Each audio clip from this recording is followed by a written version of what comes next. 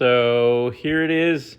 This is Giganotosaurus Strike and Roar, and this is Stormy Cloud 21, bringing you this brand new item that I just recently got. Now, as interesting as a dinosaur as this was in the movie, unfortunately the action figure has some shortfalls that I don't like, but the scale of this dinosaur is perfect for me. So you can see right here on the tail, you pull this up, is the DNA scan code. You can pop that back in there.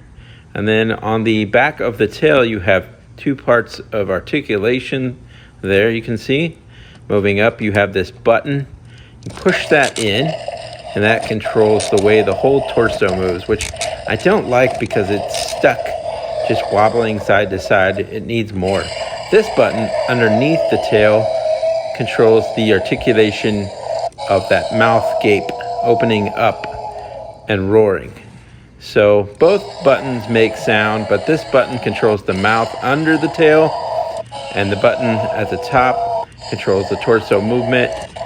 And unfortunately, the dinosaur does not sit in the upright position very often or easily at all. So I really do not like that feature, but I love this type of dinosaur. Here's a little scan over part of the top of this dinosaur. Unfortunately, a little white flecks in the paint that I don't like on the paint application.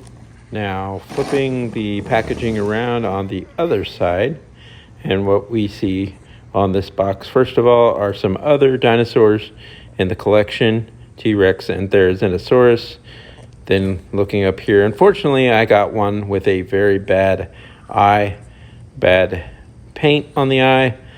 And then here's Jurassic World Dominion, the DNA scan code, a look at the dinosaur with the dinosaur in its jaws there, strike, chomp, and then there's the sound, strike and roar, Giganotosaurus, however you want to say it, flipping the box around.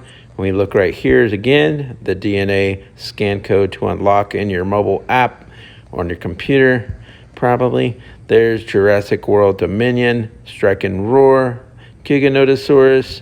Looking here is the action feature demonstration, Strike and Chomp, or Roar. And there's that UPC barcode, all important. There we zooming out. Now we are looking at the front of the box. Scrolling down, Dominion symbol right there. Then scrolling down from the back side where the tail is of the box. And here we see our Pyroraptor and Dominion symbol. And then here from the spine, we scroll down the leg. Look at the underside of the box. There's a UPC code there as well. That is how you get the figure out. Then you have tail articulation right there. There's your button, once again, your button underneath the tail. And when you activate both at the same time, you can really get both sounds and the articulation moving and that roar in there of the figure, its mouth agape. You can control how much you want the mouth to stay agape. And then you look at those teeth, there's rubbery teeth inside the mouth on the top and bottom, which are a separate piece that has been put in there, so the teeth are painted perfectly, no mess ups. There is the front arms with the claws, unpainted claws, unfortunately, on the hands. And you try to move the figure like that, you just cannot get it to face straight head on without a crook in the neck. And this figure could have been so much better, but that's as good as we've got right now, unless they turn this into a Hammond collection figure in the future.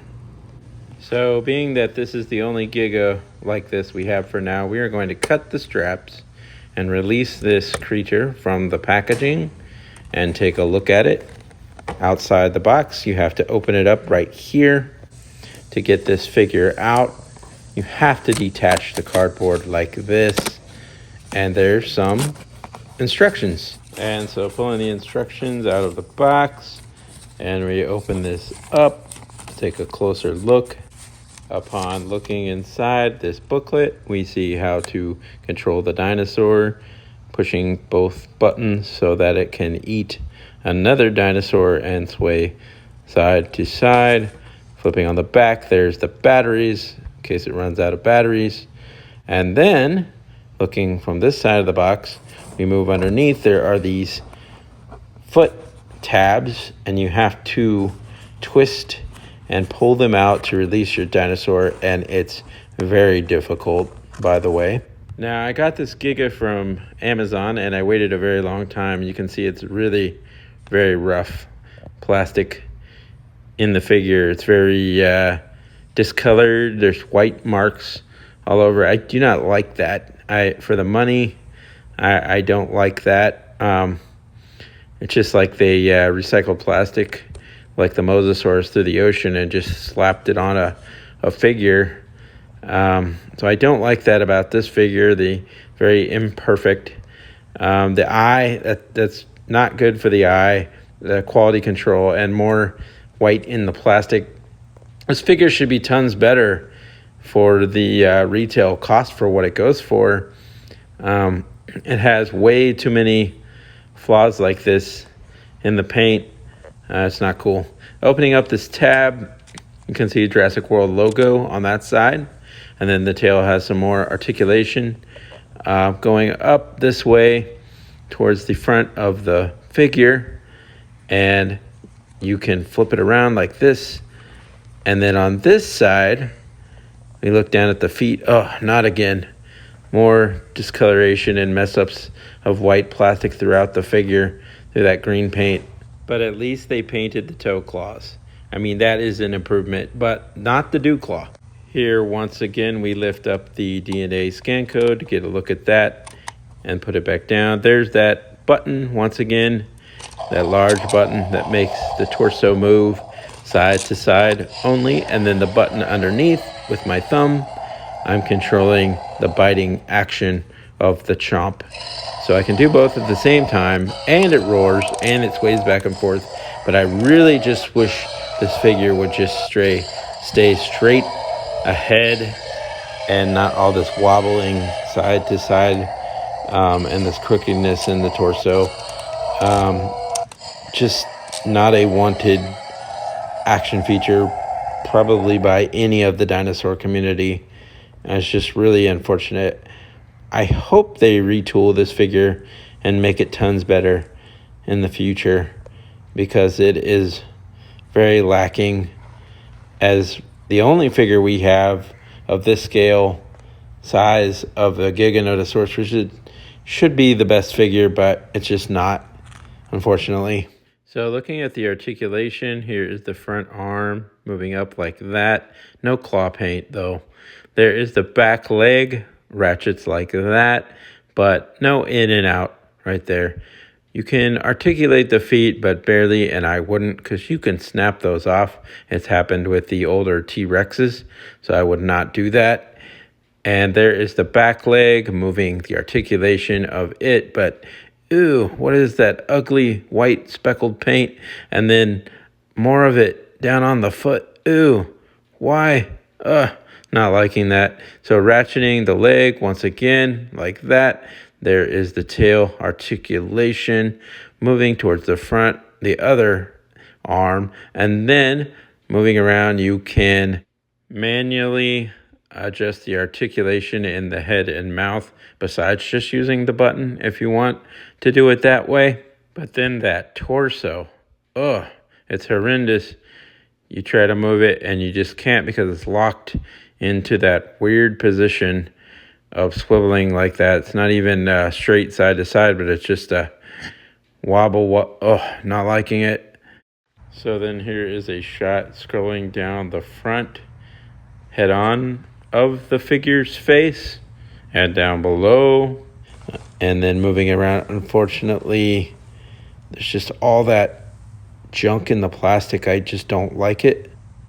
And now we're picking up the figure to look underneath the feet and check out the battery housing for the sound box, the button on the tail, and back up the figure. It's crooked, but it's just stuck in that position most of the time unless you push the button to activate it. So There are a few things I just don't like that could be much better. But this is Stormy Cloud 21. Glad that at least it is a Giganotosaurus in this scale. But the action features for this figure just run it, unfortunately. So until next time, until we meet again, please remember to hit that like and subscribe button, as well as that notification bell. Until we meet again, thank you for watching, and talk soon.